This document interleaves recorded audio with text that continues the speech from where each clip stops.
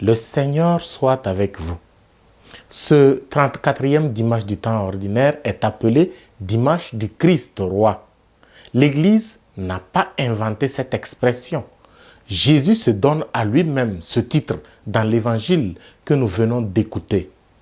Nous le savons parfaitement. Jésus se qualifie à 90% comme étant le Fils de l'homme. Aujourd'hui, il passe habilement de ce terme « Fils de l'homme » au terme « roi ».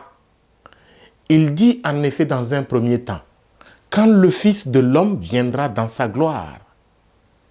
Et dans un second temps, il précise tout de suite, alors le roi dira à ceux qui seront à sa droite, venez les bénis de mon Père. Ainsi donc, Jésus réussit, non sans stratégie, à affirmer qu'il est roi. Cette royauté resplendira à la fin des temps, quand il siégera pour juger tous les hommes. Il exercera sa royauté en séparant les bons des mauvais, mettant à sa gauche les damnés et à sa droite les sauvés.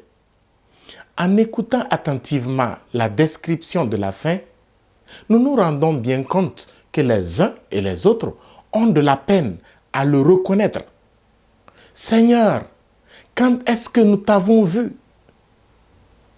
Et à cette question, le roi répond, Amen, je vous le dis, chaque fois que vous l'avez fait à l'un de ces plus petits de mes frères, c'est à moi que vous l'avez fait.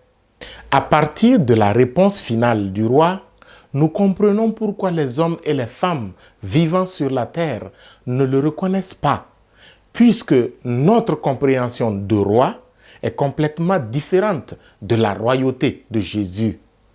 Pour nous, les rois sont ceux qui règnent sur les autres. Tous les hommes sont au service du roi. L'un travaille pour lui, l'autre lui prépare à manger. L'un décore son palais et l'autre lave ses parures, etc. Par contre, la royauté du Christ est complètement opposée à celle des hommes. Le Christ roi se confond aux plus petits, aux faibles, à la personne vulnérable.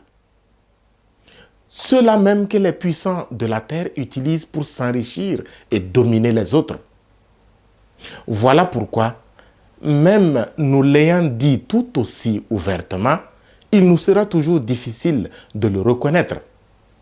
Bien souvent, nous allons chercher très loin le tout petit auquel il faut faire le bien, quand à notre porte gît déjà le représentant du Christ roi, et que consciemment, pour une raison ou pour une autre, nous avons choisi de ne pas secourir. Quand il viendra, le juge suprême, nous trouvera-t-il agissant de manière à être placé à sa droite? Ce n'est pas évident. Demandons-lui donc d'ouvrir notre cœur à la justice et à la charité sans condition. Nous aurons ainsi la joie d'être à sa droite à la fin des temps. Le Seigneur soit avec vous.